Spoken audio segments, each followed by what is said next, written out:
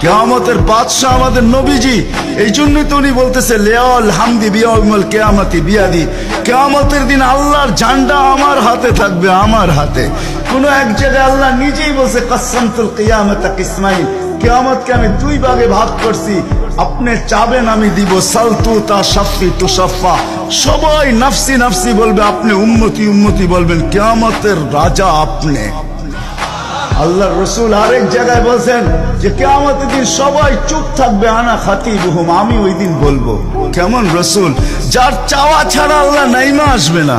শাফাআতে কুবরার মতলবই এটা, যে উনি যতক্ষণ পর্যন্ত না চাবে আল্লাহ আসবে না। আমরা সবার কাছে যাব, সবাই বলবে আনা লাস্তু বিআহলি, আমি এটার অধিকার রাখি না। না মুসা আলাইহিস সালাম, না ঈসা আলাইহিস সালাম, না আদম আলাইহিস সালাম, না ইব্রাহিম আলাইহিস সালাম, কেউ না। সর্বশেষ মুসা আলাইহিস সালাম বলবে সন্তান দিতে পারি, যার অপেক্ষায় আল্লাহ বসে আছেন। বলছে সে কে? বলে মুহাম্মাদুর রাসূলুল্লাহ।